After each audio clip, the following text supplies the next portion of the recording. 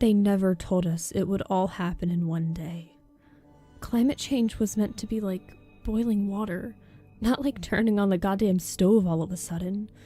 They never told us that the temperatures would skyrocket overnight, that the heat would go from unbearable to deadly in a matter of hours. We've officially reached the danger point. They sent out warning broadcasts yesterday, issuing a strict stay indoors policy until further notice. The few of us still at the office had to stay there overnight. We finished boarding up the last of the windows to keep the heat out. Our power and water are long gone, so everybody in the office just sits around, drenched in sweat. I look across all the desks at the double doors leading out into the stairway and elevators, the only source of light into the office. Crazy Karen stands on a desk in the middle of the room yelling about the end of times, waving around a stapler.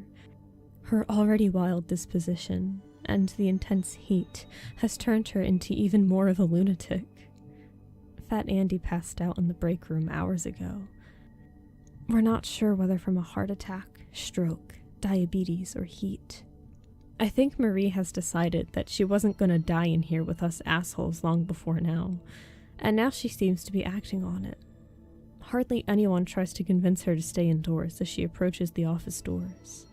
Everybody watches as she exits the office, sealing the door back shut behind her. We hear her shrieks as she goes downstairs, most likely due to the change in temperature. Carl and I decide to unboard just one half of one window to see Marie get to the parking lot.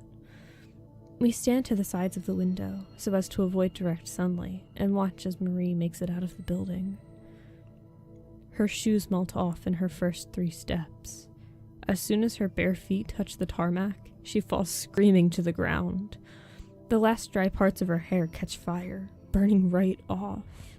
Her clothes offer her no protection, turning into ash instantly. Her naked body collapses onto the tarmac. Each bit of exposed skin that touches the ground immediately develops large blisters and boils that burst with explosions of blood. Everyone in the office screams as they watch, and Carl and I quickly reboard the window. Her screams die off, but we can still hear her body sizzling outside like an egg on a frying pan.